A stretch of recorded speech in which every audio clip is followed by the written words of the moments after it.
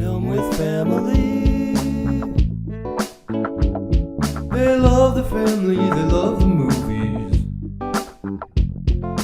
Welcome to Film with Family. I'm Zach, And I'm Austin. And I'm Marty. and there's Marty.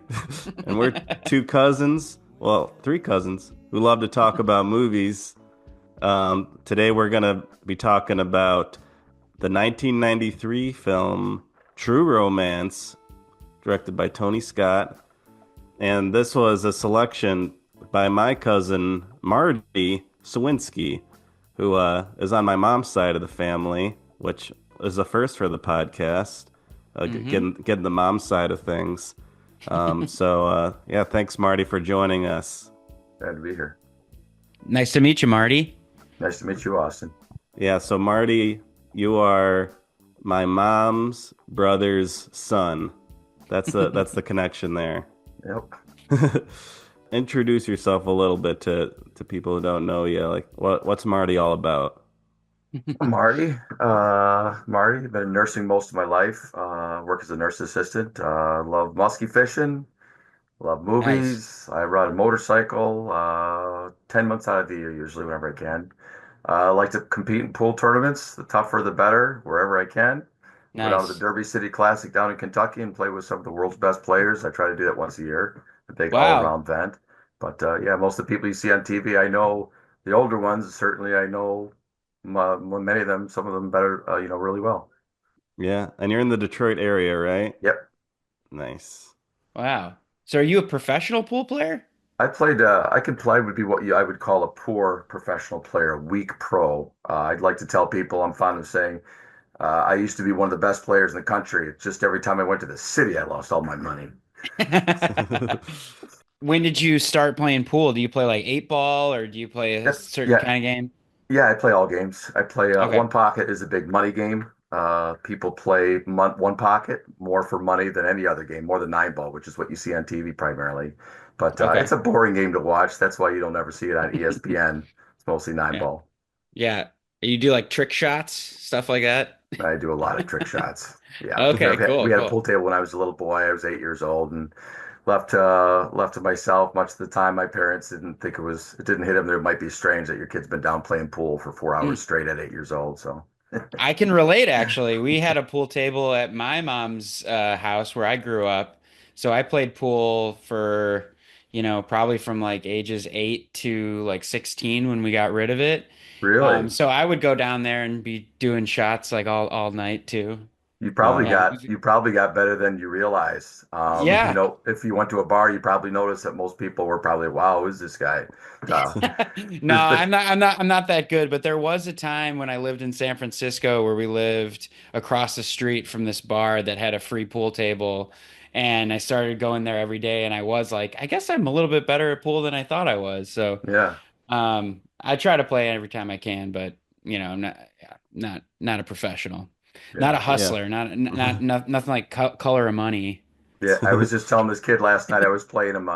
Most people know me, and he knew of me, and he just wanted to play some for $10 a game, and I beat on him pretty good. And I was talking to somebody. I says, I could probably get this kid to lose $100, but that's never been my bet. I mean, I'm not going to stall and act like I don't know how to play pool in order to get somebody to play along. I mean, that's just a little sleazy. I know guys that do it. I don't judge them, but to Hmm. me, I like playing tough competition. Yeah, you're an honest player. Yeah. When did you get into fishing? I know fishing's a big thing you like to Uh, do. Good gosh, I can't say that your Uncle Philip got me into it any more than my mom did. Dad used to say that, I think your mom, she might even like fishing more than we do. My mom is, I've spent a lot of time fishing with my mom, but Dad got me to use artificial, so I guess I credit him for the muskie fishing part because he and I both wanted to become muskie anglers at one point, Hmm. Hmm. and we finally did. What's the difference between just like regular fishing and musky fishing specifically? Because I know they're like a stronger fish, right? They're like a Yeah. bigger and stronger fish. Sure, like a northern pike, only they get Yeah. bigger. The strain in Lake St. Clair, there's a lot of big fish in Lake St. Clair and the inland lakes around here. People come from all different states just to fish this fishery here, the Detroit River, Lake St. Clair. It's just I know most of the guides there. I got connected about probably 18 years ago with some people that were really, really, serious anglers and knew some of the best in the industry. So me and all the guys I fished with, we were lucky to have that education, but Hmm. of casting, we cast, we don't troll. So Oh, okay. yeah. Gotcha. Yep. Yeah, we do a fair bit of fishing up in McGregor Bay in Canada. I don't Oh, know if you've nice. been out that way, but there's tons of pike and big and smallmouth bass. There is some muskie out there, but it's a little harder to catch them. No, where's McGregor Bay exactly? I'm so poor about local geography. Like, Well, it's up in Canada in Ontario. Yeah, this wifer's got a cabin up there that we go every year. that's McGregor Bay. Yes, Yeah, that I'm Hmm. familiar with from your stories and your videos, and of course, great film. Yeah. yeah, it's featured in the Cannibal Island movie series. If you've It's seen great. those. I love. Yeah, I saw the whole day. It's great. Yeah, so you're also a big movie fan. Do you have like your memories of the first time going to the movies or Oh yeah, when you Aunt first Nettie, fell in man. love? Aunt Nettie took me and Paul. She took us to see Dumbo. I think she took us to see Mary Poppins. Aunt Nettie, I think, took us to two or three, and Aunt Donna even. So Oh yeah, wow, Oh, wow. me and Paul remember that as little kids. nice. Before we get into that, I'm just curious, what's the family structure on that side? Like, is it your mom's older or younger brother? Like, I guess I don't really know your mom's side of the family, Zach. So could you kind of like break it down a little bit? She's got a good amount of siblings. You got Susie and Uncle Philip Uncle Alan's Nettie. and Eddie. Yeah, Yeah. Okay. Cool. And so then your dad is where in the lineage? Like, is he second oldest, oldest, or? Yeah, my dad was the oldest. He just Oh, passed. okay. Okay. Yeah, yep, that's Gotcha. his uncle. He just passed away a couple years ago. Oh, hmm my condolences. My Thank condolences. you. I took his hmm ashes to Beartooth Pass in Wyoming on my motorcycle trip, and where I discovered that I had a slight wardrobe malfunction with his ashes, which I put in a Ziploc bag in my hiking boot, my pannier of my bike. And when I took it out at 12,000 feet, I was, well, now I hear I am playing the dude in Big Lebowski, getting shaking the ashes. And my dad would have laughed more than anybody at that, but. Wait, so it was like kind of leaking out, Yeah, like on There the was a few whole. grains. about a third of the ashes were in my boot, and I'm shaking both of the things out. And all I can think of is that scene in The Big Lebowski, obviously. Yeah, Yeah. dusting themselves off and Yeah, just to the bosom of the Pacific Ocean. yeah. That's a good story though. It was. So yeah, I guess we can get into the true romance. What made you want to pick this movie? I know we threw it to you like we're trying to do fun movies this year on Film with Family. So what Yeah. what what made you think of True Romance? Well, I mean, I've got a friend who's just, he has OCD really bad, and he sees a movie, he doesn't see it 10 or 12 times like me. He Mhm. has to see it 70 times. He's just the sickest of the sick, and he's constantly doing the quote. And when I do the quote back to him, he's always correcting me what the exact quote was because he's seen it so many times. But we're always quoting that movie. It's got, like it's a Tarantino written, I think, by Quentin, his Yeah. first feature that he wrote, but directed by Tony Scott, who's the great Tony Scott. But it just has so many great scenes in it, and just Hmm. one great scene after another, like most of his other films that he would do. hmm What's the quote that you guys would do back and forth? The one obviously is, are we allowed to use language in this podcast? Yes, of course, yeah. Where I can't remember the Saul Rubin, the producer, big shot movie producer Hmm. of Coming Home in a Body Bag, and his what is it? His Yeah. assistant, played by was Balky from Bosom Buddies, God, back in the '80s, and he's driving his car and talking about this actor friend of his, and he goes, yeah, and he's got his friend, his actor friend, his name is Nick, and he says, who the fuck is Nick? And Yeah. he couldn't hear me. He goes, you want me to suck his dick? Oh, who the fuck is Nick? Oh. Yeah. Derek's always, he's Was always, that we're always doing that Bronson one. Pinochet, the Yes, guy from of course, that's it. Perfect Yes, Strangers, yes, where he also in plays like Perfect the Strangers. foreign guy? Yes. Oh, I forgot all about that. Of course. Yeah. Yeah. Yeah, it's And great. that show has probably my favorite theme song of any of like the like cheesy 80s theme songs. What I'm was not It it? familiar. it rips. Wait, should I pull it up? Sure. Just real Just quick. Just a little Bronson Pinochet divergence here. It'll bring me back. I'll know it. On wait, who Perfect who does Strangers. Bronson Pinochet play? Is he the guy with the scarf? Yeah, he's the Yeah, guy who pukes on the on on the the roller roller coaster. Yeah, They yeah. coaster. Yeah. right. They go to Magic Mountain, and because I've been to Magic Mountain, I've been on that ride. The ride that they're on is the it was an upside down coaster. Oh, I can tell you the name of it. You've been on the coaster? I've been there 3 times at Magic Mountain. Yeah, I took Matthew and Brooke out there when I went there, and I took my Mexican cousin in LA when I went back there on my motorcycle trip. So I've been there 3 times. Yeah, that was like the big ride in the early '90s when I Nice. lived there. All right, here we But go. that's the Hold ride on. that they went on. Okay, Perfect Strangers.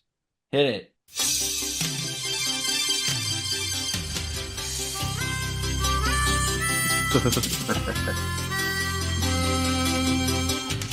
Sometimes the world looks perfect, There he is. nothing to rearrange. Sometimes you just get a feeling like you need some kind of change.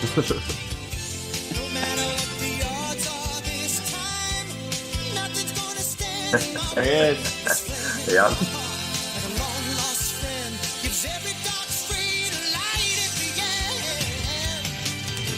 Standing tall on the wings of my dream, rise and fall on the You get a real good idea of Chicago in this Yeah. opening. thunder, the wind and hail. Oh, that's right up your alley, being from Chicago.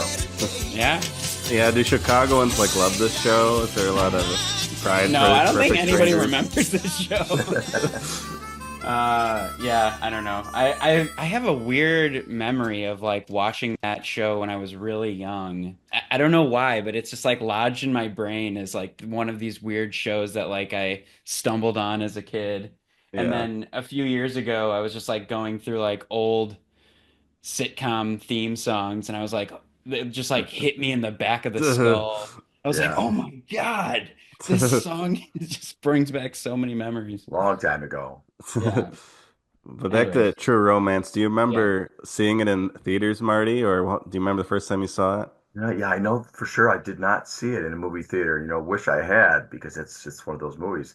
But I saw it on cable or DVD. Somebody turned me on to it or whatever.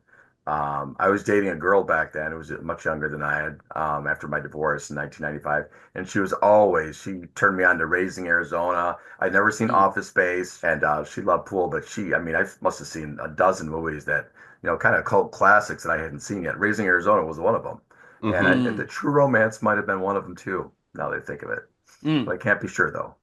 Nice. We've invoked the Coen brothers a few times already. I was listening to the commentary track with Quentin Tarantino, and he was talking about writing this and trying to make his first film, and he was saying that this movie was modeled after Blood Simple because he was like he wanted to make like his first big kind of crime thriller, like that Yeah, was their first big thing that like made a splash, right. and so like he wanted to kind of do the same thing. Hmm. Yeah, I saw that once, Blood Simple. I should revisit it again. It's definitely a it was a very good movie. I should watch it Hmm. again. Yeah, pretty dark movie, but it's got some good stuff. Hmm. Austin, do you remember the first time you saw True Romance, or what's your history of this movie? Yeah, I want to say that I just kind of I remember watching it at my dad's basement in high school. And just kind of thinking it was like pretty good, like not didn't like really like wasn't earth-shattering for me, but once I found out that Tarantino had written the script, so I want to say that I had seen the movie before I was even like a fan of Quentin Tarantino. Hmm. So I didn't really realize his connection to it. So watching it this time now, like having seen everything from Quentin Tarantino and like how it falls into his career as well as Tony Scott's, it's like it's really interesting to watch it now. But yeah, it wasn't like a big movie for me. Like I definitely like remember seeing the Sicilian scene with Hmm. uh with Walken and Dennis Hopper, but other than that, like yeah, it never really stuck with me. But I always liked it, but it wasn't until later that I realized that it kind of had this like cult status Yeah. attached to it, and that I mean, obviously the cast is out of control in this movie, like Yeah, I was surprised on this rewatch that Gandolfini was in there. I totally memory hold right? that, but he's And Yeah. incredible in this movie. He's a kid in the movie. Yeah. I mean, yeah, he's like I think he's like 30, he's mid 30s or whatever because he was 37 or 38 when he started Sopranos. Yeah. So he must have been like early 30s. And actually David Chase says that the scene in this where he beats the shit out of Patricia Arquette is what made him be like, I think that guy's my Tony. I wondered about that myself. If Mhm. the people from The Sopranos didn't, weren't inspired by his chilling role. And he's supposed to have been the sweetest, by all accounts, guy of all the Yeah. actors out there. Which is, Hmm. like Javier Bardem in Old Country. It's like just supposed to be hates violence. It's Yeah, yeah. that's just the art. That's the artist. Yeah, Yeah, yeah, exactly. yeah. I think the first time I saw this was in high school because that was maybe the peak of my Tarantino fandom was, and I was Mm, seeking out everything I could that Tarantino had his name on. So I think I hmm did go into it knowing it was like a Tarantino thing. hmm And yeah, I haven't seen it since then, but I just rewatched it earlier this week for this podcast and had a great time rewatching it. There's so many things I forgot about it. I feel like Oh the thing yeah. that lingered with me most about it was Brad Pitt's stoner character. I remember thinking he Yeah. was hilarious when I first saw it, and I always associate him with this movie and also Yeah. the Gary Oldman stuff. That Oh God. Oh that God. that really stuck with me too. Yeah. But there's so much more going on in this movie too that was great to rediscover. Yeah. Yeah. I mean, Gary Oldman, I was watching a YouTube video of him, talk about this film, and he went to Harlem and he paid some brothers to hang out for a while. I mean, some real hard-hitting guys, the real deal McCoy, and Hmm for a couple days to try and learn the lingo and the body hmm language and that kind of stuff. And hmm I mean, he just kills that role. He kills everything he does. But Yeah, I was, like when you see the image of Gary Oldman, because before I watched it, I was just, was like looking up stuff and I was like, oh yeah, I forgot Gary Oldman's in this and he's like a white guy with dreads and I was just like, oh God, like this One is blind not gonna, eye. yeah, I was like, but I was just like, this is not gonna hold up. But it actually does. I mean, like he doesn't try to like do like some like, he doesn't like code switch too much. Like he kind of keeps it real somehow. Like you're like, okay, yeah, I know weird drug dealer guys like that. Like Yeah. it seems like a more like a California thing than like a Detroit thing, but I love it. I love when he says to Clarence, who's gone there to collect Alabama's things, and he says, "Who the fuck are you?" He goes, "I'm Alabama's wife." He goes, "Yo, that makes us practically related." yeah, that's a pretty good voice. That's One of a my you. it's one of my favorite lines for the movie. I love Yeah, when it says he must have thought it was white boy day or whatever. No, Marty, it ain't white boy day. yeah. No, it's great. Yeah, he's That's so great. funny. No, and that's the other thing in this movie is like people come in and and they're out. Samuel L. Jackson's there for like two Oh seconds and yeah. then he's blown Oh away. Yeah, yeah. he's just talking about eating pussy for a Yeah, little yeah, bit, then yeah, he's Yeah. dead. yeah. And same with Oldman. I mean, he's got like two really good scenes and then dead. Yeah. Walken, he's in for just that Mhm. one scene and then you never see him again. And even Dennis Hopper is like, like once, yeah, like after the Sicilian scene, he's gone. So it's like, Yeah, I mean, so many times when you have a big film or what the director wants to be a big film, you put all these heavy actors in it, and just if the direct, just so many times it doesn't work. This isn't one of those films where that doesn't work. It works, seamlessly. yeah. hmm Yeah, it is interesting to see some crossover with like Tarantino's filmography with the casting, like how Christopher Walken does the one scene show up in Pulp Fiction, and he has a hmm one Yeah, scene yeah. thing in This, this movie, and also Sam Fully seated. Jackson. yeah. This Yeah. watch was given to me by his father in Okinawa. Wow, you got some good voices on you, Yeah, Marty. yeah, Are I you like are Yeah, doing you are, voices. are you an impressionist? he can Uh, quote. I I like doing voices. What are some of your like what your like go-to? Now those look like comfortable shoes. I bet you could watch your spot all day in them shoes. You wouldn't even know it. Have you Or- have you ever been on a shrimp boat? I've been on a great big boat. Man, I'm talking about a shrimp catching boat. We used to go in the bayou with my Uncle Jimmy, and that's my mama's brother, man, and just shrimp all day. My Sylvester Stallone is probably one of my most famous. Yeah. Okay. The scene where Apollo takes a cheap shot at him during an interview or during the press conference, and they say, "Rocky, do you have anything derogatory to say about the champ?" He goes, Derogatory. Yeah, he's great.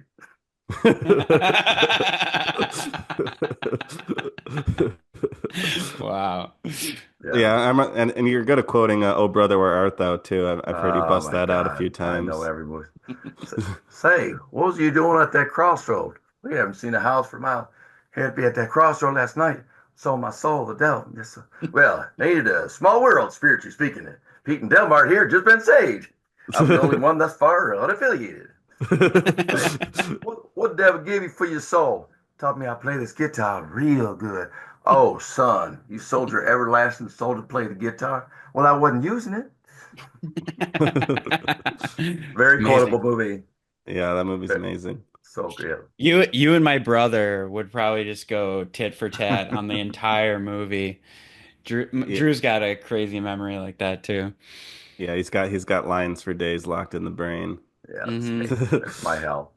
No, everyone else's hell, as it would be.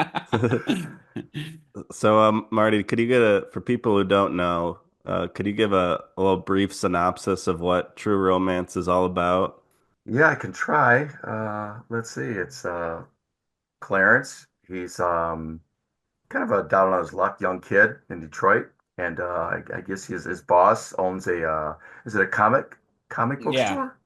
And he Lawrence. Lawrence, yeah, very good. And he lives up in the loft or something. He lets him stay there, and it's Clarence's birthday, and every birthday, I guess he goes out and he watches a double feature of that guy. What's his name? Or Karate guy. it's a Is it triple Sony feature of Chiba? the Yeah, Sonny Chiba Sonny Street Chiba, right, Fighter right, right, movies. right, Yeah, yeah. right. And when he fails to pick up a girl at a bar, his unbeknownst to him, his boss, I guess, pays for an escort to meet him at the movie theater and act like it's a chance happening.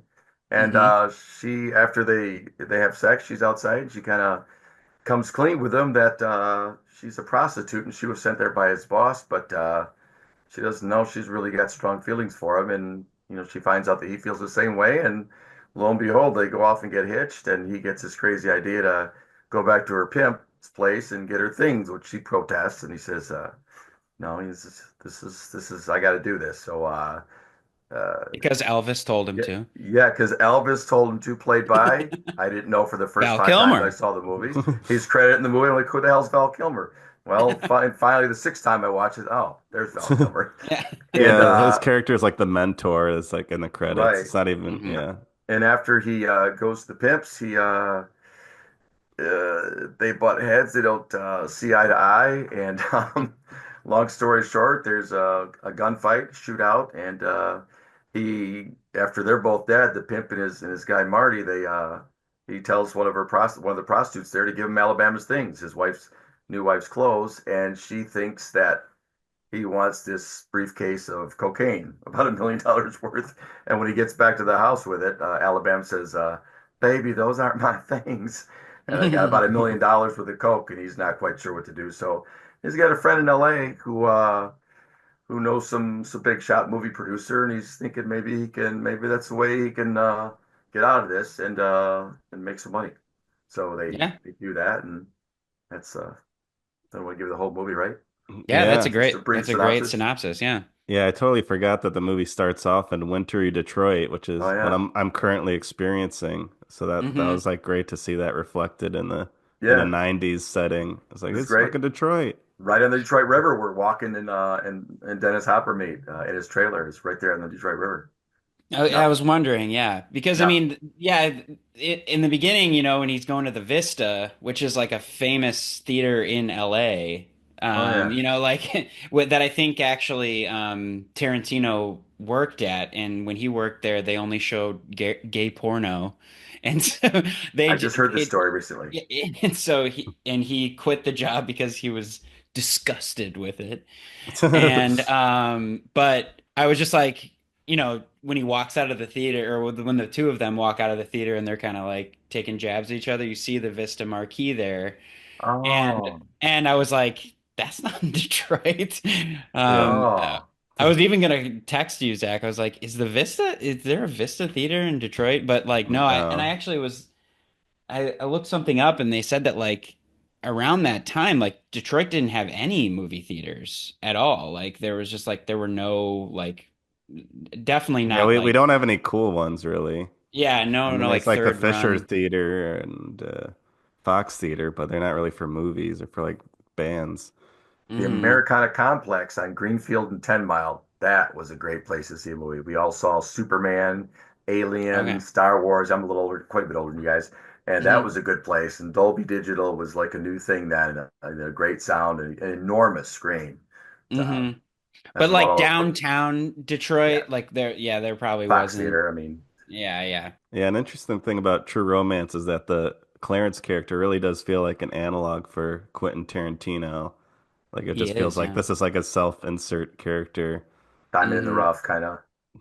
Yeah, just loving movies and being real nerdy about it, and like Comic because books he and he worked at like a video store, right? And that's like kind of similar to working at a comic book store.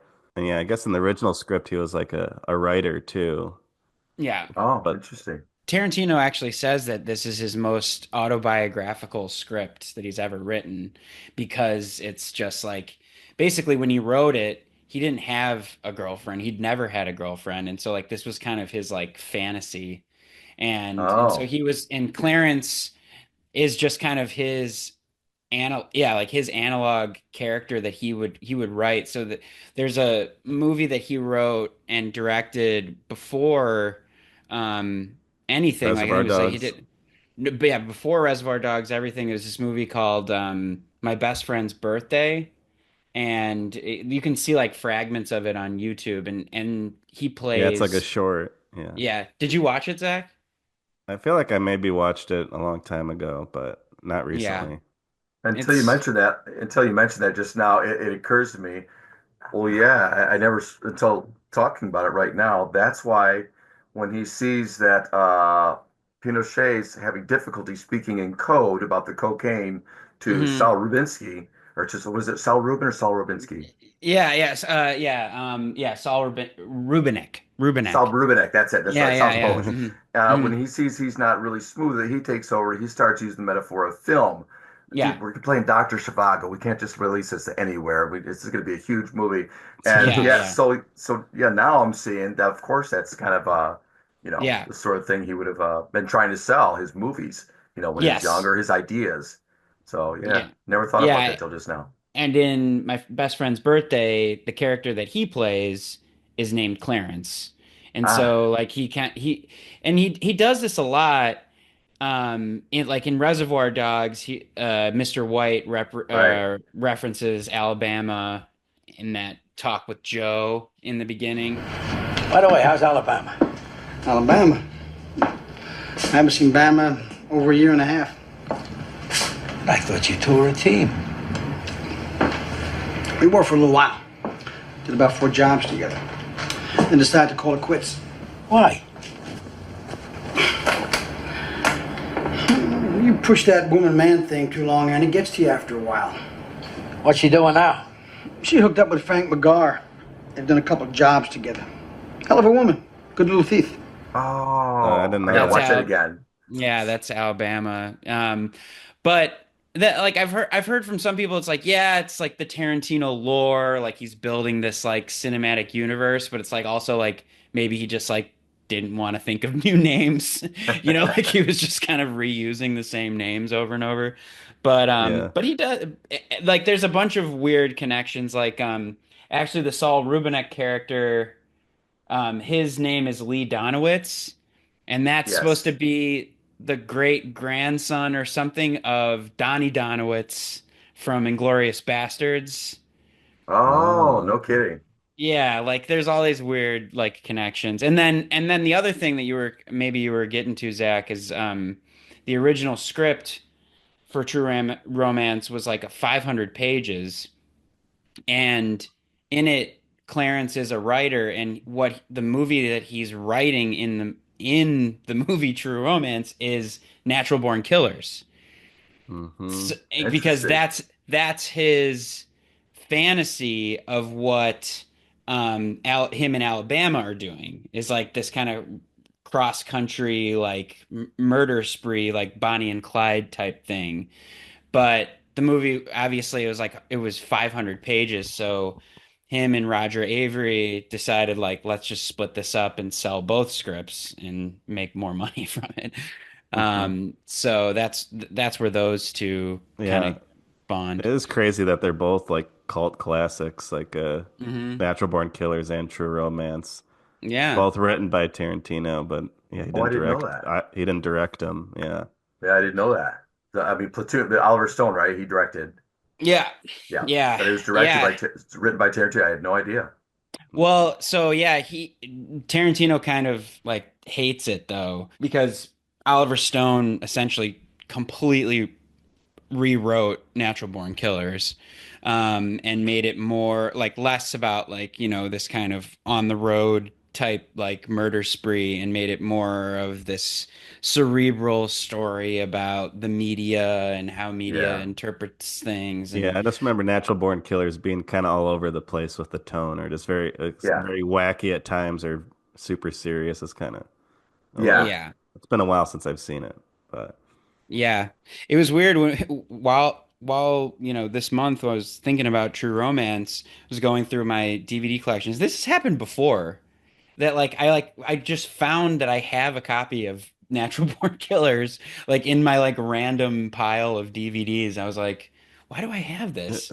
I was like, I don't remember buying it. I don't know how I obtained it, but yeah, so I revisited it and then I listened to Oliver Stone's commentary on it, and uh he brings up Quentin a lot about how they were at odds with this because he Tarantino just saw something completely different in it. And apparently like Tarantino just like never watched it all the way through. He like got up to the point with like Rodney Dangerfield oh where it's yeah. that That's weird smart. like sitcom scene and he was like, Mhm. I'm out. Like this is so not my script.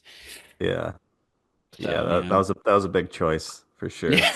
But he did seem to like True Romance. He like thinks finally of it.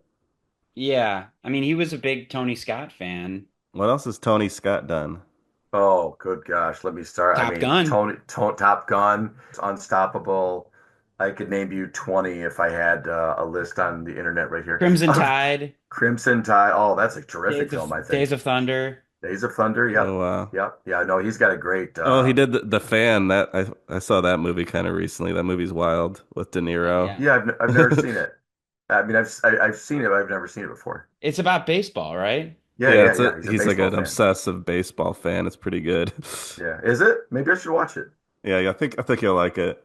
But yeah, we covered his brother Ridley. We did Gladiator last year, so Oh that's nice. man. We got the Scott brothers on the pod now. Yeah, Film a family. he's I mean to go over their both their bodies of work. I'm a huge I might even like him over Steven Spielberg as far as my favorite films of all time. Ridley Tony? Scott. No, Oh, Ridley Ridley. Scott. Yeah, Oh, I mean okay. it's Yeah. Hmm. my mother took me to Alien. It's funny, Americana Complex. I was 9, my brother was 11. And my mother asked this old woman at the ticket counter, "What's Alien? What's that about? Is that okay for kids?" She's, "Oh yeah, they'll love it. It's got monsters in it." My mom's like, "Okay." Oh my God. I was holding my eyes, literally screaming, running up and down the aisle, covering my eyes, along with my brother Paul. It was, but I mean, it's to this day. I mean that film stands the test of time. I mean, somebody could watch that film today, and still be frightened by it. Yeah. Yeah, that reminds me when the movie store guy said Princess Mononoke was like Pokemon to my mom, and then I watched it and got traumatized. Uh, with all the puking Oh, blood Yeah. pigs and all that. Yeah, But my dad showed me. Have I t told this story on the pod before? How my dad showed me Alien and it like traumatized me when I was like 9 or 10. 9. Yeah, that's all I Yeah. yeah. was. Yeah. Did you see Gladiator 2, Marty? What do you Yeah, think of that? yeah, I saw it twice already. Oh, nice. I liked it. It was faithful to the first film. I mean, you can't remake Gladiator, and they didn't, but it was a faithful sequel, I thought, answering some Mm, questions and that we had about the first one. I mm, thought it was pretty faithful as far as the temperature of the movie. It felt like the yeah. Yeah. first movie. Just you can't be epic like the first one. The story of the first one was just, you know. Yeah, this one felt a little sillier to me, but in a way that I enjoyed, and the Well, action's really good. for sure, Denzel was some of the stuff for hilarious. the one with Denzel is just, I mean, and the two kids, the two brothers, are just over the top. Oh, the Emperor Brothers. Yeah, yeah, Yeah. yeah. Yeah. But Denzel, who's a big Tony Scott actor. oh yeah, he is. So yeah, I before we even talked about possibly doing True Romance, I was on a job and I just happened to watch Unstoppable, Hmm. and got like hooked into it, which Zach, this is like an old I think it might have been actually Tony Scott's last film before he died. Hmm. Um, but it's Denzel and Chris Pine Yeah. trying to stop a runaway train. And it's Okay. just Yeah, like I've heard good things. it's like the simplest plot. It's like there's no enemy except that this train like won't slow Right. down. Like it's Yeah, just it's a like spiritual Yeah. successor to Speed. Yeah. yeah, kind of, yeah. He really, every one of Scott's films, they grab you for the beginning. They don't Hmm. start slow. They don't Yeah. end slow. It's everything. It's I love Tony Scott stuff. I love the way he directs. Yeah. And then I watched Crimson Tide too the other day. It's a good one. It's I mean, yeah, he loves planes, he loves trains, he loves submarines. If it's a big ass moving vehicle, like what's gonna make a movie about He it? likes a roller coaster. He Yes. likes a roller coaster? The chemistry between Denzel and Gene Hackman in that movie is just terrific. And Amazing. it Yeah. just, when they're arguing about the lipid honors from everything, Yes. to the insurrection, the mutiny, basically, while we're at Hmm. DEFCON, 1, basically. Yeah, yeah. Or wait, is the Yeah. high number the bad number? I can't remember. Yes. Yeah, yeah. They're like moving down. Yeah. So they start at DEF CON 4 and like as they get Yeah, closer to yeah, like yeah, yeah, yeah, launching yeah. Right. the And based nuclear missiles. based on, Yeah. I guess, real things that had happened, that had come up before, Yeah. potentialities, things that could happen, fail safes that were in place, and they acknowledged that there were problems, and that's what that basically. I was in the Navy, so I know this. That's what Oh, that really? was. Yeah, that was what that was about. There were fail safes that could potentially fall apart Mm. if communications were shut off. In other words, once they reach their fail-safe point, we're not allowed to call them back Yeah. because they could be intercepted by the Russians. They could be getting fake messages, that sort Right. of thing. So yeah, this is a So it's terrific like, movie. yeah, I mean, I just watched it, but there's still like there's so much jargon going around. Since you're in the Navy, maybe you can clear it up for me. So it's like Gene Probably not. Hackman is the captain of the submarine, Right. and then Denzel is the XO, Yeah. which means like he's the guy who basically is the representative of the government The or like captain. the, No, he is the executive officer. He's the vice president of the ship, basically. oh, So he's okay, the okay. second in charge.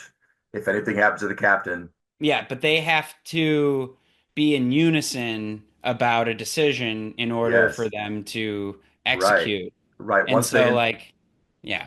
Once they read the message, they have to both agree this is an authentic message and all that stuff, and then this goes to that. But yeah, Yeah. I So they love get a it. message that basically like is cut off that says like launch the nuke and then it like cuts off and then like Gene Right, Hackman's like okay, this means like we have to launch these missiles like now and right. Denzel's like no, it's an Wait, no, incomplete no. We message. need to go verify. I'd go Yeah. up to Periscope, and I love one of my favorite parts of the end of that film is when Gene Hackman gets reprimanded, and I think maybe he steps down or whatever, Hmm. over, and he says that Denzel Washington, you were right, I was wrong. How Hmm. about the Lippinzoners? They Yeah, are yeah. black when they're born. Yeah, yeah, yeah. It's like, oh no, they're from Portugal. Yeah, yeah, Yeah. or that's it, that's it. They're from Portugal. Yeah. Yeah, and there are so many scenes in that because apparently, this was right after True Romance. Yeah. I think it was the movie right after True Romance that Tony Scott did, and he asked Tarantino to like punch up the dialogue in Crimson Tide, and it is just Oh, painfully obvious where he inserted himself because insinuate. Just there's Interesting. a like some whole N-words thrown in there, kind of. well, yeah, I mean like there's like the whole thing about the Lippens is about like if they were born white or black and like it's all this thing about because Gene Hackman's white and Denzel's black Yeah. and it's Yeah. like all this like coded race stuff but also like in the very beginning of the movie James Gandolfini is talking about The Enemy Below, this like the obscure submarine film from like 1957, and talking about like who starred in that? Oh, it's Robert Mitchum. It's like, oh yeah, and they're like quizzing each other on like an obscure film, and I'm like, I Yeah. wonder who wrote that. I Like, I Once just at it forgot again. that I just forgot James Gandolfini's in that film. Yeah, that's Yeah, he right. is. He plays He's one a of the chief lieutenants. or Yeah, something yeah, or or whatever. Yeah. yeah, yeah. Yeah. Uh, Speaking of Tarantino, we've never really talked about him on this podcast. We've never covered one of his movies, but I'm curious if you guys have a favorite Tarantino film. mm, Because I'll say for myself, I love Inglorious Bastards. I think is the best, is his Ah, masterpiece. ah. That's the one for me. it's truly a challenge for me. This question, like I have pored over this question for For decades years. now. Up to be honest, I mean the one I've seen the most. It's not the one he directed. It's probably True Romance. Yeah. I've probably seen Pulp Fiction as many times and enjoy it, but I can't Hmm. say I enjoyed it more this one. Of course, I'm a huge fan of Inglourious Basterds, and Once Upon a Time in Hollywood is Quentin's favorite film. And I used to Hmm. live in LA, and I read the book Helter Skelter when I was, Mm. 22 when I moved to LA, and it's chilled Hmm. me to the bone. So seeing this movie, Once Upon a Time in Hollywood, I was great. It's like, first of all, he waited till Manson was dead as a personal Hmm. fuck you to him, so that Charlie's big head wouldn't be like, And Yeah. he grew up as a kid in his late 60s, so I mean, he was, it Yeah. was horrible for him to have, gone through Helter Skelter as a young kid. Hmm. So he Hmm. probably been waiting his whole life to make that movie. Did you Yeah. read the Once Upon a Time in Hollywood book that he wrote? No, no. Yeah, yeah, I haven't read it either. I'm curious to read it though, because Quentin like Hmm. made like a novel after the movie about Wow, of Once interesting. Upon a Time, and I was like, I bet that'd be interesting. See what a Tarantino book's like. It is a terrific movie. I've seen it three or four times already. It's fairly long, Hmm. but I love it. Yeah, I mean, obviously I love Tarantino. It's really hard for me to pick a favorite, but I always go back to Kill Bill because that was my first Volume one time or two, or just as a whole? both. I count them as both. I mean, obviously they were cut into two because, it was a long movie. And so, it was originally going to be all together. So, and Tarantino considers it his fourth film. He's only going to make 10. And Yeah, so like, and technically it's, he's made 10 if you split up Kill Bill. So yeah, Kill Bill was the first Tarantino movie that I saw in the theater. And I saw that with my friends, probably when I was like 16 or 17. And I remember just absolutely having my mind blown by that film. Like I have a very clear memory of when I first watched Reservoir Dogs. I have a very clear memory of when I first watched Pulp Fiction. And all of those movies like stuck with me. But then after Kill Bill was when I was like, I am a Tarantino fan and just like went out of my way to like see his movies opening weekend.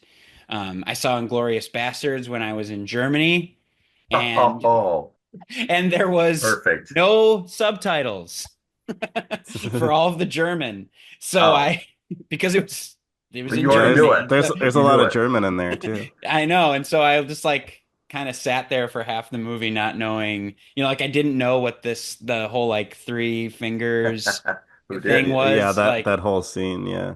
I yeah, I had mean, to go back. for me, if you ask me what the greatest Quentin Tarantino scene is Mm, of any movie, I could say two of the best probably come from that movie, the beginning and the bar scene. The opening yes. scene with the French farmer. Oh yeah. We just watched a movie about that. The Christoph And that part, Waltz. but that Mm, scene, the whole, he takes so long for him to finally let him know that, we're mm, pretty sure that we got you. And yeah. when the farmer realizes, he says, "Are you housing enemy of the states in your house?" And Mm, his face goes down. He knows he has to give them mm, up. He's not going to mm, sacrifice his own life and his family. He did everything he could, and it just rips your heart out of him. It's yeah. horrifying.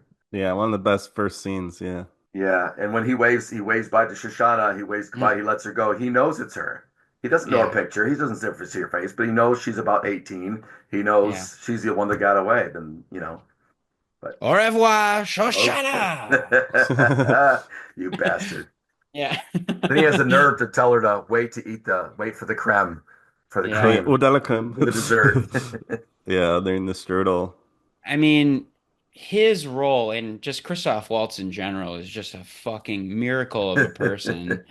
Like, I'm sure you've heard the story, but like they almost stopped production on Inglorious Bastards because they were like, we are never gonna find this character who can speak English, German, Italian, French. French. Yeah, like and Tarantino was like, no, we have to find an actor who actually speaks all of these languages fluently. And they couldn't find it. And then they finally found Christoph Waltz, and it was like, Jeez. what an incredible role, what an incredible a performance. Yeah, and he's hilarious and Django Django Unchained. Unchained. In the Yeah. Yeah. beginning, that opening scene is just another great scene where Hmm. he's Yeah. like, "Oh, my dear friend, are you physically threatening me, or have you taken temporary leave of your senses?" Something like that, you know. Yeah. Yeah. And then when he shoots the guy and the horse falls, he goes, "You broke my leg." He just goes, "No doubt." I mean, like, yeah, he shoots the horse, right? Like Oh, he it's just shoots yeah. Yeah. the dude and then he shoots the horse. And Oh he my tell and, God. and then when he tells the slaves, he says, "If there are any, what does he say, astrology aficionados, perhaps you could know that that is the North Yeah. Star." Yeah. Yeah. Django Unchained might be my second favorite Tarantino. I loved Oh Django man. so much. And I saw Django Unchained in Ghana when that first came out. And there's like one theater in all of the country, and I just happened to be in Accra when Django Unchained came out, and I was like, Wow. let's go.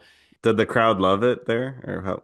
Yeah, I mean, yeah, no, it was like people are eating it up. I mean, from my experience in Ghana, they love action films, especially American action films, like all the superhero movies, all the uh Terminator, Rambo, Jackie Chan movies and stuff like that. So it was received very well. Yeah, same in Yeah. Mexico with my family, extended family I have near Puerto Vallarta in the village. We used to go there when we were kids. I didn't date in high school. I was with the same Mexican girl for three Mm, years until my senior year, and we went to the movies all the time. And they always mm, had a first run of a 1 or 2 year old American movie. mm, Rocky 3 was big at the time. Arnold mm. movies were always going, and Yeah. the voices that they got to do Clint Eastwood and Rocky's voice, and the are just horrible. And I thought when I was an adult I could make millions doing the voiceovers, sounding like Forrest Gump, but in Spanish because I speak Spanish. Oh, And okay. I never got around to it, but I always said that that's what I should do.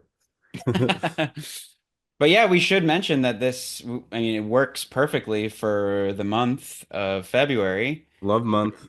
When you said True Romance, I was like, oh, that's our Valentine's Yeah. tie-in right there. Never even thought about it. Yeah. Hmm. One of my, I mean, one of my favorite scenes from the movie is the scene where he has to get Balky. I keep calling him Balky from Bristol Buddies. Pinochet. Yeah. He has to find out. He has to beat the truth out of him. Are you setting me up? Who's meeting Hmm. us up there? In the elevator. When he Right. stops the elevator, he pauses, and he just Yeah. scares the shit out of him. And what's the actor? Oh God. Christian Slater. Well, no, it's one of them, Sean Penn's brother. Chris Penn. Chris Penn and Selznick. Yeah. That's it. That's it. Or And no, then no, no, no, no, not Michael. Selznick. It's No, Michael. Michael Sizemore. It's Sizemore. That's it. Sizemore. That's it. Yeah. Yeah. Rest in peace. Yeah. When they're like, he's not gonna shoot him. He's fucking. And then finally they're like, He's he's gonna shoot. bluffing. And then He's he's like, bluffing. he's gonna shoot. The body goes, he's gonna shoot him. Yeah. And he goes, I'm sorry. I'm sorry. I had to do that. Don't you give it up, you fucking pussy. I love that scene. You're like, who? And All they're right, like, he's like, who you is fucking this? sissy. He's Don't like, you who is this fucking give it guy? up. I love this guy, Clarence. Yeah. Yeah. Yeah. What do we think of Christian Slater in this movie? Love Are him. we Slater fans? Yeah, love him. I mean, Yeah. yeah, it's like George Clooney. I wouldn't see anything. I hated him until Oh Mm, Brother Art Thou. Then I've seen every single movie he's done since then. I just thought, oh, some hmm. pretty boy from ER, I was like, Yeah. whatever. And then after that, I mean, once you see a guy do comedy, a good comedy, I mean, it's, Hmm. for me, it's over. Yeah. Yeah. Speaking of Clooney, I mean, like, I think his first on-screen role was Dusk Till Dawn with Tarantino. I think you're right, as far as I know. Yeah. Yeah, besides the ER, yeah, I think that Yeah. is his I think it first was his feature first film. like film movie, like his first Yeah. breakout. Yeah, I know Yeah. Schlater from Robin Hood Prince of Thieves, Oh, just a which we kid in covered that on the movie. pod. Just a kid. Yeah. So I really don't know him too much from other stuff, but yeah, Wait, he he's in does. Prince of Thieves?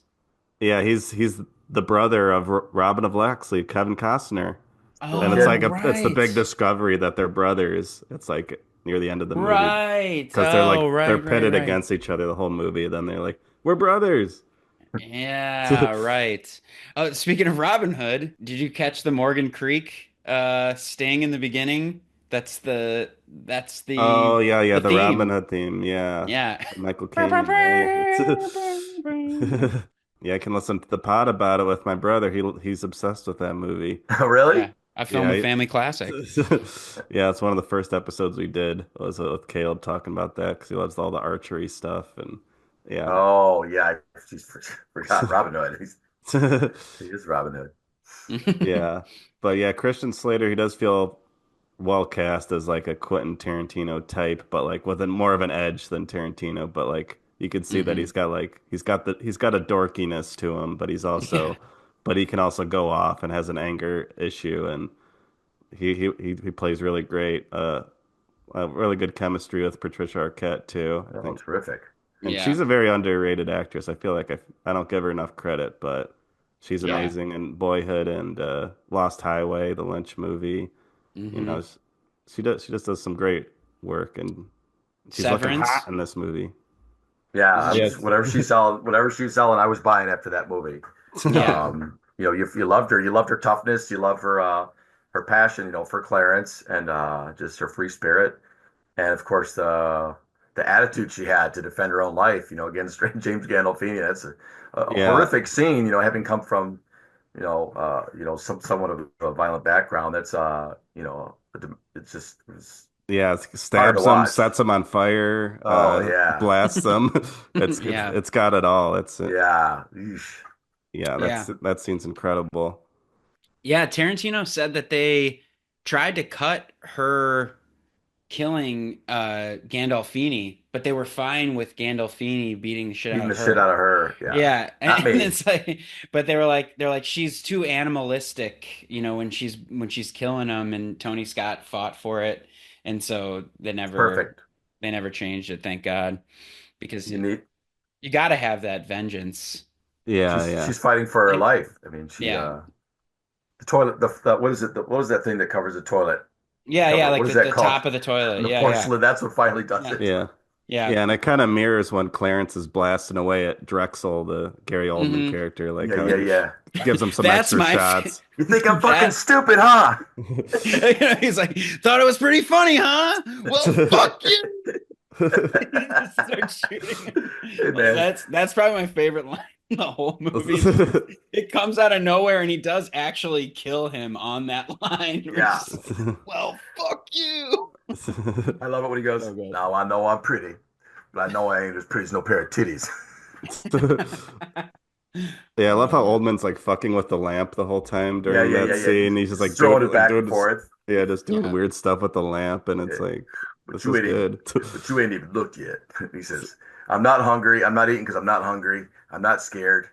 And he says, Mhm. "And I'm not watching the movie, looking at the movie because I've seen it 3 times. It's the Mac with Richard Pryor, whatever." Names all these people in Yeah, his yeah. life. Yeah. Again, like so obvious. Like that's like just Tarantino's like autistic film brain, like just like throwing in every single piece of trivia. hmm Yeah, I didn't know Tarantino wanted to fuck Elvis though. I didn't know he had such Yeah, a I big mean, Elvis thing. Christian Slater says, "I mean, I'm not saying I'm gay, and but I mean, if somebody put a gun in my head, said, I mean, I'd have to be Elvis, right? I mean, he's so pretty." Yeah. Yeah, though when I was rewatching and like I was like I don't know I might have been writing notes or something, but I was like really confused about like the first time he like sees Elvis like in the bathroom and they're like having this Mhm. conversation about like killing Drexel and I was like what's going on here? Like I didn't even recognize that it was Elvis and but yeah, then it Yeah. becomes more clear the second time he pops up later in the movie. But yeah, it's just like such an interesting thing that he's like has like this weird relationship with Elvis in his imagination and tells him to do shit. Yeah, Yeah. whenever the moment of truth has come up, he's at a point of a crossroads of take this way or this way. It's like he defaults to it's like Tony from The Shining, Yeah, takes yeah. over and guides him, to do the right thing. So Yeah, I, yeah, hmm or the wrong thing. or the Because I wrong mean, thing.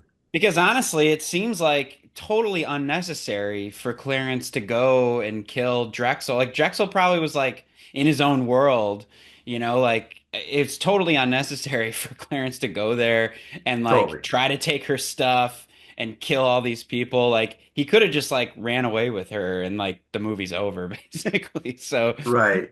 I but mean, She had some important stuff. I don't know. yeah. Got to get that stuff. But yeah, Tarantino has a really interesting fascination with Elvis. And then there's also have you guys seen this clip of Tarantino on The Golden Girls playing Elvis? no, I would have remembered. So he, Tarantino was a failed actor. He tried to break into movies as an actor originally, and so he had an agent, and he got a role, a really small role on The Golden Girls, and actually this appearance funded Reservoir Dogs. Like he used some of this money to actually make Reservoir Dogs. Wow. Yeah, the Elvis aspect of this movie really does conjure up Wild at Heart as well. Oh Yep. Yeah, I was yeah, yeah. definitely thinking Nick of it. Cage. Yeah. Yeah, like Yeah. the criminal lovers on the road kind of, and also Elvis is somehow a part of the whole Right. vibe. Yeah. Yep. That's David. Yep. That's David Lynch. Is that right? Yeah. Yeah, that's right. Yeah, that's Yeah. a good movie. I just thought about seeing that movie again. R.I.P. Yeah. David Lynch. Oh yeah, I just Yeah. watched Rest in Blue Velvet with peace. Denise a couple weeks ago. She'd never seen it. Yeah, Yeah. another I've seen great it. Dennis Hopper. Oh yeah, yeah. With the God, oxygen. so many connections.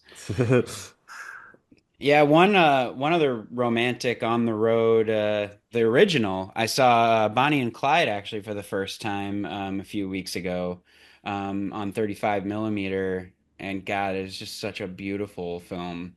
And yeah, I don't know. I was thinking about Bonnie and Clyde rewatching, True Romance, but I feel like, True Romance, you could definitely draw some parallels, but it's totally its own thing. Like I don't think that it's I mean, other than the fact that it's like two kind of criminals on the road, it doesn't really borrow too much, I don't think. Yeah, and there's not really that much on the road. It's like half of Hmm. it is that they're in Detroit, and then there's like a little like on the road, and then they're in LA, and then that's like the second half of the movie.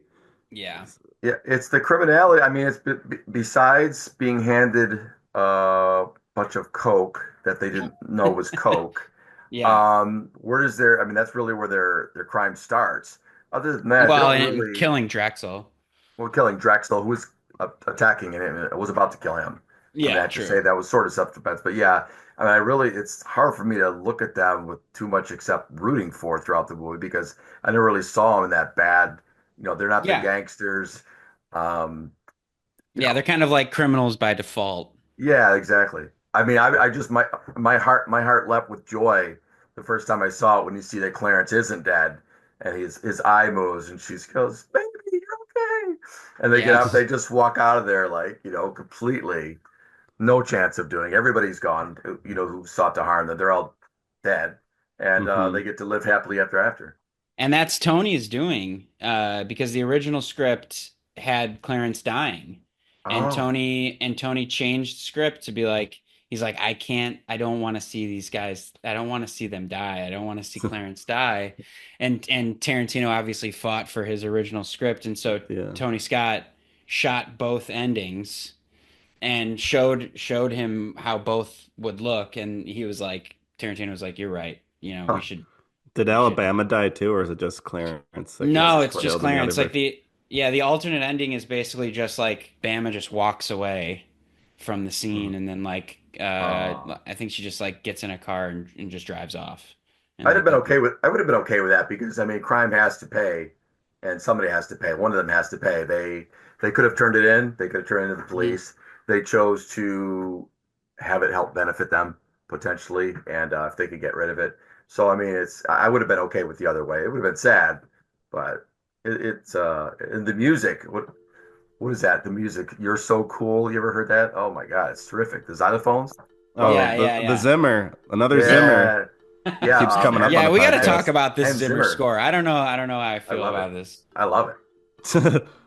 I don't know if I do. I'm pro Zimmer or pro Yeah. the score. You I think mean, Yeah. but they're just like there's some moments where it just feels so inappropriate to me because it's like yeah, they'll be like fighting and it's like this really intense like argumentative situation very yeah, hot and then it's like this like kind of like cheerful xylophones in the background like ding, yeah. ding, The ding. song itself, I think, is great, but it does get misused I have especially Yeah. noted when like Dennis Hopper and Christian Slater are like yelling at each other, like Yes! father and son stuff, and then suddenly it comes in with it's like, no, not I here. liked Don't it. play that theme right now. It's I not like what the it scene's actually. about. I like it. I don't know why. Yeah. I love it. I play it at my nursing home for my residents. So it's just this happy, upbeat music, you know. Yeah, That's I know, not but matching. It's very relaxing. It doesn't match at all. Yeah, I mean, just like it feels like tropical, like. But It has a bit of the rain Cocktail. because he did Rain Man. The Rain Man score has a little bit of that He energy. did Rain Man. He did Yeah. Top Gun. I mean, he's unbelievable. yeah, I was thinking too about the American Beauty soundtrack too. It kind of was reminding me of that. Oh yeah, that's like got a lot of kind xylophone clinky. going on. Yeah. That's a Yeah. terrific score too. Terrific movie. Here Yeah. I am, masturbating in the shower. This is the highlight of my day. It's all downhill from here.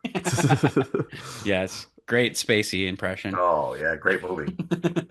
Yeah, covered it on the Um, pod last year. American Beauty. Yeah. Oh, did it? Yeah, great movie. Seen it 10 times. Yeah, unlocked least. on the YouTube for Check it for out on all YouTube. Oh, non-patrons. I'd love to. Yeah, Yeah. check it out. Yeah, what are some other scenes that we like? I mean, yeah, going back to the Gandolfini scene, I just really love his monologue about like the first person you kill. That whole monologue is incredible, and he delivers it so well. Now, the first time you kill somebody, that's the hardest. I don't give a shit if you're fucking Wyatt Earp or Jack the Ripper.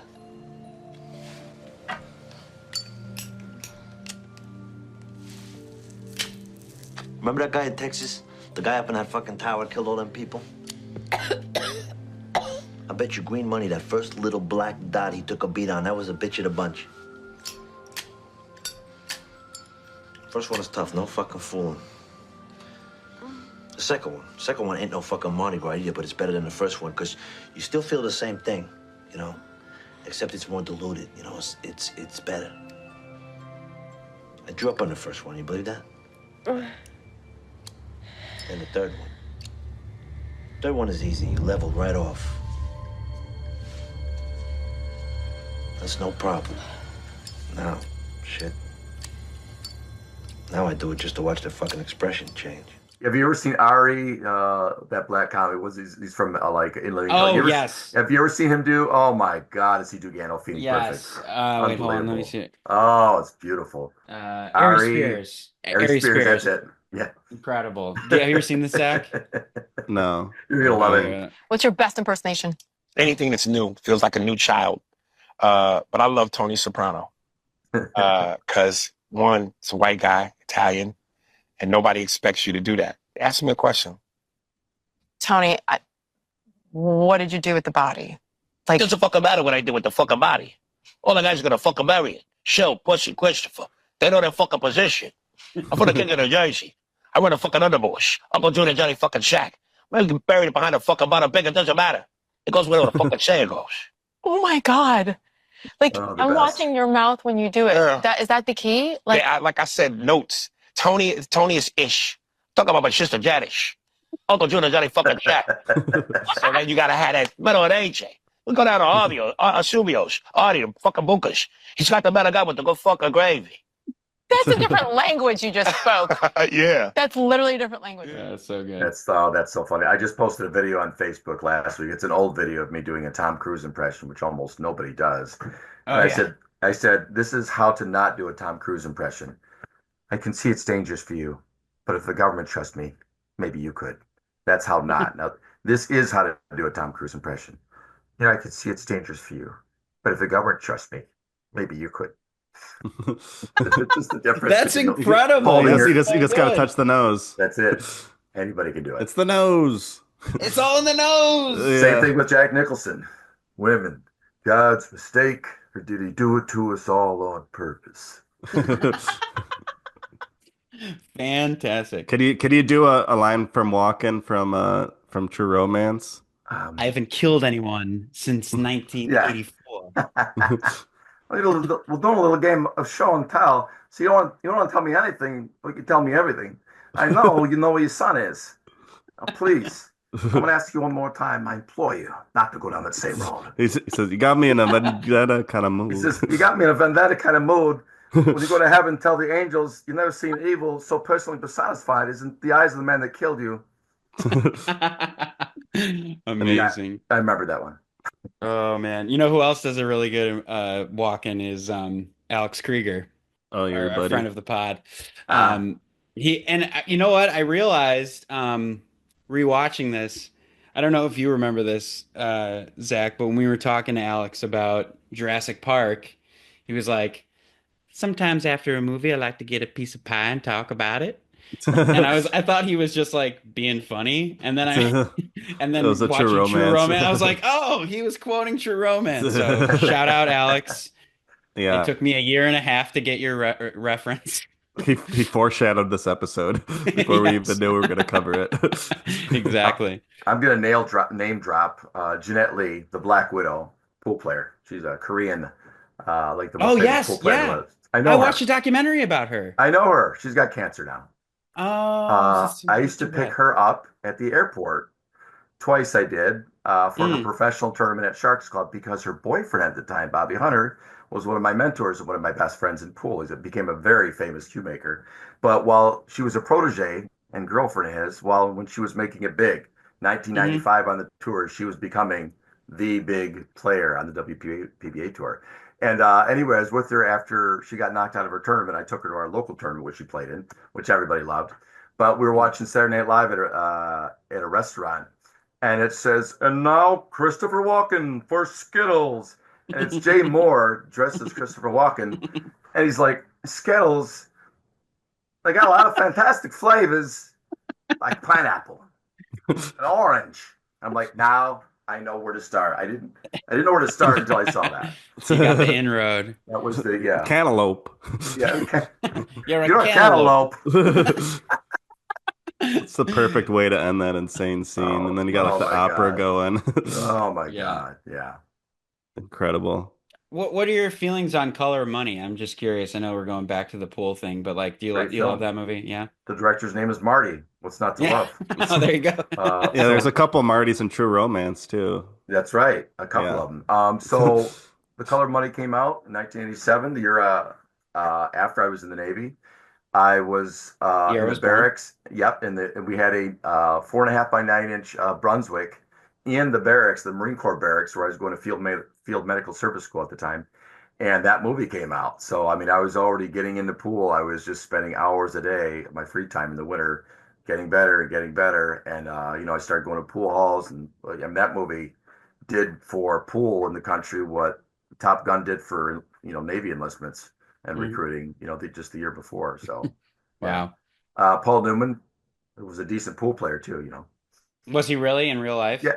Oh, yeah. And they had Oh yeah. Keith McCready and Grady Matthews was in that movie. Mike Siegel was a technical advisor for it, was the Mhm. biggest player in the 1980s. So Mm. Martin Scorsese did his homework. He had really good pool players, Yeah. directing him and everything. Yeah. There's some cool scenes in Chicago too at some Oh, bars that that's I right. was recognizing. Yeah. Chris's Billiards and Yep. among a couple others. Yeah. Funny you should say that. I just told the story about how I seen Bobby Hunter at the U.S. Open when I was in the Navy. He's about 15 years older than me. But I went with my friends on a road trip after I got out of the Navy to Chicago, and I saw Billy and Cardona, who's a huge pool player slash announcer. He's in his 80s now. He Mm. was does commentary for pool most of it. But him and Bobby were there. This is probably 1990, Mm. and I said, "Oh, Bobby Hunter, man, he's top 10 in the Pro Tour." And so I went right up to him and asked him for a game. And I says, "Well, how do you play?" He says, and I said, "Well, I play Cornbread Redback in Detroit. He gives me a huge spot, and I told him how much he spots me, and he gave me the same spot, and I killed him. And when I went to flip a coin for the next set, Bobby says, "What, are you kidding me?" I says, "Well, what?" He says, "Just I'm not going to play another set." All right, I'm leaving then. So as we were walking out, Billy and Cardona's chasing me. "Hey, hey, hey, Matthew," and Bobby says, "It's Marty. Marty, come on back. We'll play again." I said, "Nope, I'm going home. I'm telling everybody I beat Bobby Hunter." Mm. So he gave me Wow. he gave me an enormous handicap. So it's not like I beat him on the square or anything. So Yeah, Yeah. That's that's awesome. wild. Very cool. yeah, lots of pool stories. Cool pool stories. It just let me tell you, I'll tell this story as fast as I can, but it is a very good story, It's Zach. okay. We got all day. I hitchhiked to California after I made my first $1,000 score. This is an absolute true story. I hitchhiked out there to see my brother Paul, who just had his baby. He's about 6 years old, 6 months old, with his wife who lived out there in the Navy in Vallejo. And I hitchhiked out there, and I stayed for at least 3 weeks till I overcome my welcome. playing pool every day mostly. And the day before I was around the time I was going to leave, I beat this kid out of $1,300 playing pool. Now I don't have to hitchhike home. So I'm going to the airport on a charter bus to San Francisco, and they're almost all Mexican people on the bus. And the bus driver slows down. We're on Interstate 880, about to cross the Oakland Bay Bridge, which comes into play here in a minute. And our bus driver says, "Well, we sound so. I guess we had an earthquake here a minute ago." My dispatcher said, "Let's see if we can get it on the radio." It's 1989, by the way. It's the World Series between Mm. San Francisco Giants and the Oakland A's. Oh wow. And I look down and I see a crack in the interstate, about a foot wide, right next to the bus because traffic had all stopped. And I Mm. said, "Did this happen from this right now?" And I Hmm. looked, and I swear I saw the color drain from the driver's face as he called me. Said, "I believe it may have." Well, the Bay Bridge collapsed, which we were about to cross in a mile, killed about 30 Right. people, and Right. all the traffic had to turn in the opposite direction and go Mm. back up the entrance ramp. Now, if I'd have just Wow. gotten off the bus and demanded my bags, I'd have been fine. I'd have gotten a hotel, but I went all the way back to Vallejo, stayed at my brother's. The next day, I went back. I played the same kid that I beat all that money out of. He beat me out of all 1,300, hocked the pool stick for $100, and hitchhiked home. True story. Wow. I'm not Wow. proud how the Wow. earthquake of 1989 screwed me. Yeah, well, at least you didn't fall in the river. Yeah. Yeah, it could have been a Final Destination Oh, yeah, scene yeah, on yeah, that yeah. bridge. Yeah. Yeah, but But I wanted to ask, as cousins, did you guys ever go see movies together, or did you guys have a particular movie that you guys watched together, or Yeah, I can't really remember getting the opportunity to really watch movies together. Yeah, it's usually at like parties or stuff like family gatherings, yeah. and usually there's not really a movie going. So We're yeah. country boys. Always lived about 45 minutes to an hour away from each other. Grew up in the right? country, and we definitely share the enthusiasm for movies and for the type of movies that we like. The Hmm. Coen brothers. We're always talking about them and you Yeah. know Hmm. doing movie Okay. quotes and stuff. But you never went to a movie ever, or No, okay. Maybe we should. yeah, Yeah, you should. We I'll all see should. Nosferatu again.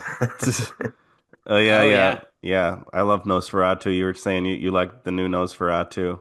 I mean, I might say it's the best. I might say I've read the book 3 times. Don't ask why I had to read it 3 times. Once when I was 12, Angela came home. If I can just tell this real quick. Angela came home from babysitting. She was 12, and I was 12, and I was sleeping at Aunt Susie's house. And I just read this scene where Lucy is not in her crypt and in the book, and they're waiting for her to stab her. And she comes down holding a child. And I fell asleep, and Angela comes home, and she says, "Marty." She turns on the light. She goes, "Marty." She wakes me up, and I screamed.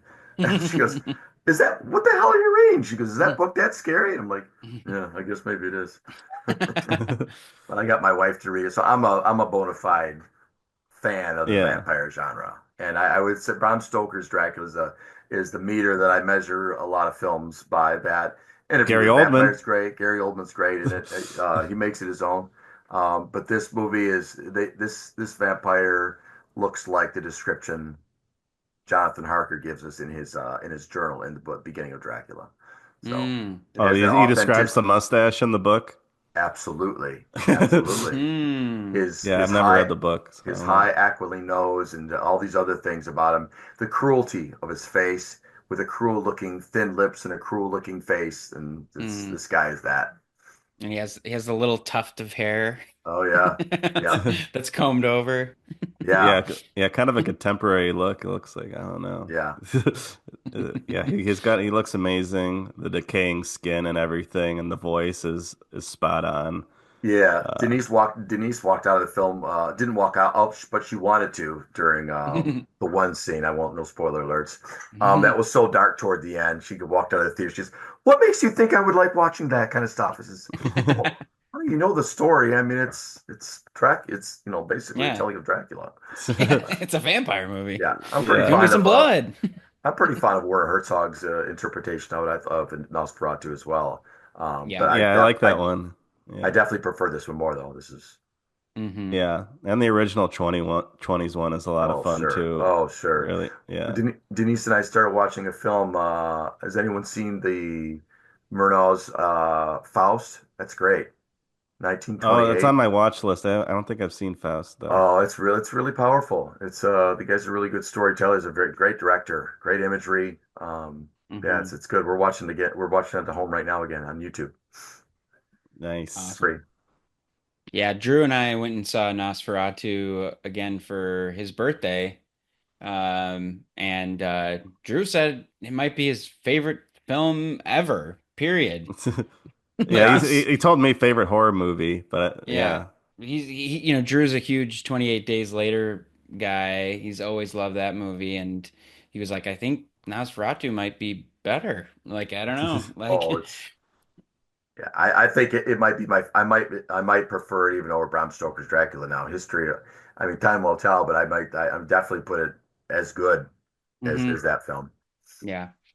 Yeah, I liked it when I first saw it. But the second time I saw it, I loved it. I thought it Yeah. was even better the second time because you Yeah. kind of are prepared for every beat of the film and you can really sink into the details. Sink your And teeth in? yeah, Yeah. sink your teeth in. Yeah, I saw it twice in theaters and yeah, both Yep. amazing experiences Yeah. and I'm excited to check out the extended edition, which I guess is out there. It's on Peacock. I'm gonna watch it again tonight. It's on Peacock for Oh, they free. have the extended version? Yes, Oh the my. extended on Peacock. I don't know if you have Peacock, but if you do, you watch it for free. It's Oh like yeah. it's still $20 on Amazon right now, but That's a uh good tip. yeah, Good tip for Peacock. yeah. I Yeah. do I do a pretty good Gary Oldman from Dracula. He says, "Do not put your faith in such trinkets of deceit. This is Transylvania, not London. Our ways are not your ways, and to you there should be many strange things."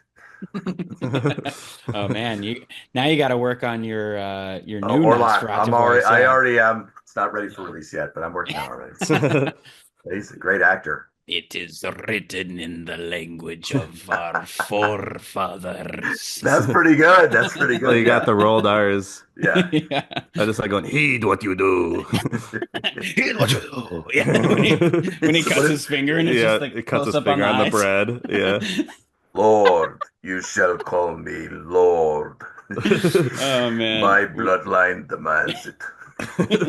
Yeah, me and Drew afterwards we were just talking about like him as like a real estate agent when he like brings out the contract and he's like it's just standard boilerplate language. You can skip over all of it. Right. Meanwhile, it's a contract Just for his sign. for his life. Yeah. And Yeah. Knock is really creepy in the original and the silent film, but this Knock in here, he's more believable. He's not Mhm. quite so creepy in the beginning until Was that later the in the one that film. bites the bird head off? Yes. Yeah. He's the German Renfield. Yeah. Okay, that's what I was gonna say. Yeah, he's Renfield, right? Which is also played by what's his Nicholas face? Holt. Nicholas Holt, yeah. Yeah. In the Nicolas Cage Tom Waite in Bram one. Stoker's Dracula. Right. All right. So, anything else to say about True Romance? Do we want to have final thoughts? I feel like we've said what Yeah. we need to Yeah, say, but it's like Pulp Fiction. It's kind of one of those movies highly improbable, never gonna hmm happen, hmm but entertaining nevertheless, and just great characters. Like I said, most of the time when you have great actors, I don't give a shit what the actors are. I want to know who the director is, and then I'm gonna hmm know whether I have confidence in it or not because most of the time I'm betting on that. And this is one of those where all the great characters that you put together, it does work, and it works Yeah. seamlessly. Maybe partly because their scenes are so small, but I mean, it's terrific. It's one of my favorite movies. I would say it's probably my top 20 favorite films. Yeah, it's very well paced. Yeah, it just keeps moving and yeah, it never feels overstuffed with the amount of characters. And yeah, just so many memorable performances. Still Brad Pitt smoking the little honey bear bong is top of mind. Yeah. And dealing with all the mobsters and giving them directions is just incredible. Yeah. Yeah. Fucking But condescend to me, man. Fucking kill you. yeah, it's just great. Yeah, I like it as a kind of a a proto Tarantino. Like you can kind of like see like his first moves, developing in this film, even though he didn't direct it, but like his voice is so strong. And I think that, if you ask any cinephile, at least they'll kind of refer to True Romance more as like a Tarantino movie than like a Tony Scott movie, because it has that feel to it still. So, if you're a Tarantino fan, I think that this is definitely one that, you gotta see. And I love it for that aspect. There are a few things in the movie that I feel like it's like, just the language and, Tarantino's like Yeah. proclivity to drop the N-bomb like at the most inappropriate times, like where, I mean, like maybe you could fudge it that, some of these characters are racist or whatever, but like it just feels Homophobic so sometimes. whenever he does it, it just like it takes me out so much. I rewatched Reservoir Dogs and I forgot that there's a bunch of, N-bombs dropped in that, and then obviously Pulp Fiction and, Django Unchained, obviously that's like set in The timepiece, right? yeah. So you can't fault it too much for that, but it does always just make me go like, did you have to? Did you really have to? Yeah, Yeah. Tarantino has a weird obsession with it, and it definitely pops up in his earlier work. You gotta have that as a warning. Like you're gonna hear some dialogue that maybe is not PC, but I mean, pretty much all the characters kind of dabble in it, and I feel like at a certain point, I just like was like going with it, and it's like it's part of the vibe of the movie. It's just kind of a sketchy, movie. Like all the characters are just kind of like sketchy, kind of shitty people in different ways. Our hero Yeah. doesn't use it though. Maybe if you saw that, maybe his Yeah. heroes never use it in his movies. Maybe I could, if I could notice that and see if that happens or doesn't Yeah. Yeah. happen. But even Yeah, Alabama is like one of her turnoffs is Persians. It's like, why do you, that's right. what's your problem with Yes. Persians? Yeah. I mean, it's funny because it's like so specific, but it is like, what's wrong with Persians? I forgot about that part. Yeah, turn off Persians. Yeah. Yeah. I do also love how it ends with the great Patricia Arquette voiceover, Mm. Yeah. which reminded me of the ending of Raising Arizona, my favorite Mhm. movie. Oh, Or yeah, just yeah, like yeah. the kind of with the nice score and like just like being kind of nostalgic and have a little whimsy in the voice, like kind of wrapping up the movie in a nice Yeah. voiceover. I was like, this it's Cling, just a cling, cling, cling, But cling. their kids didn't seem screwed up. good. Named him Elvis. All right.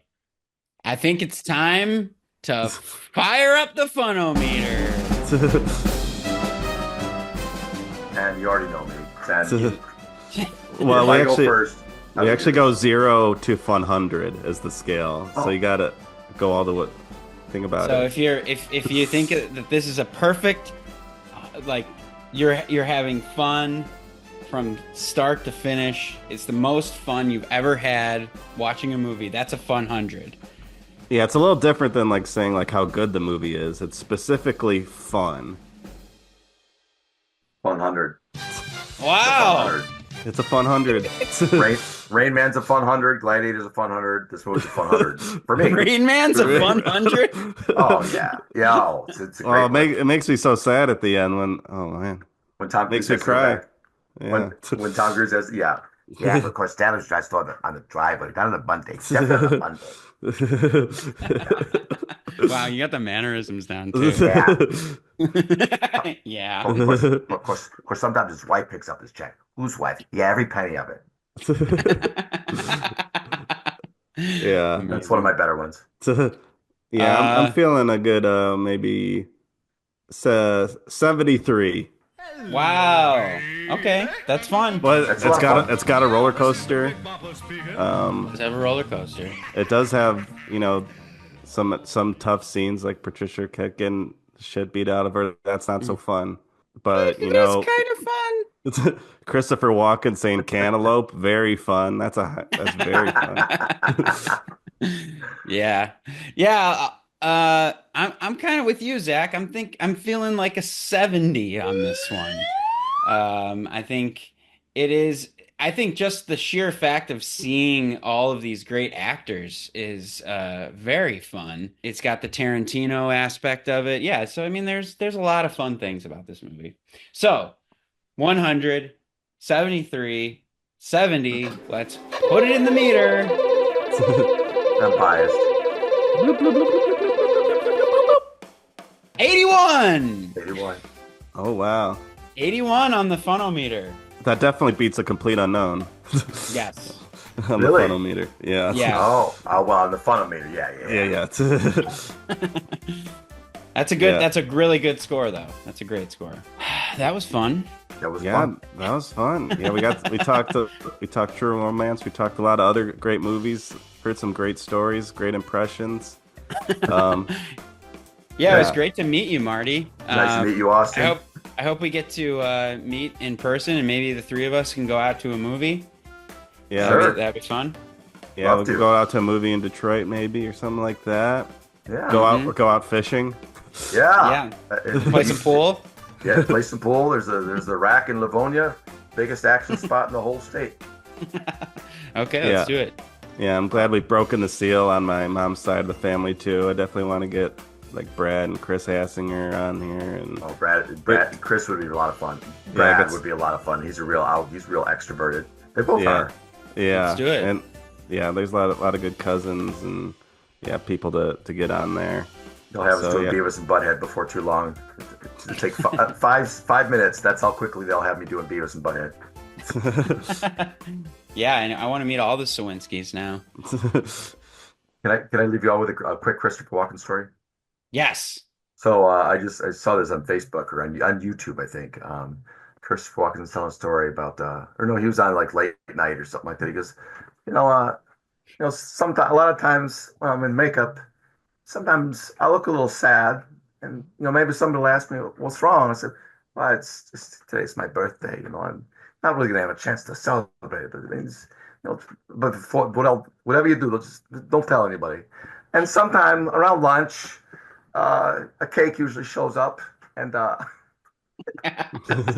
he lies about things. Of course, it only works once on each set.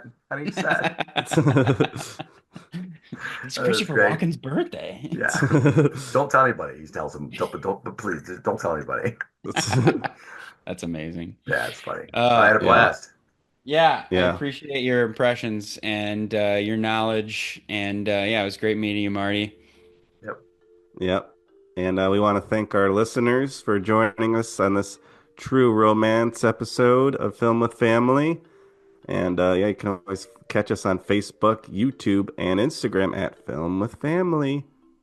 Yeah, and if you want to tell us what your favorite Tarantino movie is, or Tony Scott for that matter, you can email us at filmwithfamilypodcast@gmail.com. And of course, you're listening to this on our Patreon. Thank you for our listeners and patrons for supporting the podcast, keeping us going. And if you're listening to this on YouTube a year from now, go and sign up for the Patreon, please. It's only We love the $1.99. movies. And we love our family. Save the gorillas The grills, yeah. for the animal What's that? crackers. That's like when he's eating Oh. animal crackers. Right. I love that line. Oh yeah, and next month we're gonna cover the Oscars, so stay tuned for that. Wait, well, that's gonna be like next week. It's gonna be a quick turnaround there. The Oscars are coming up soon. All right. Peace out. Peace out. Take care, guys. Have fun. Thanks, Thank Marty. you. Yep.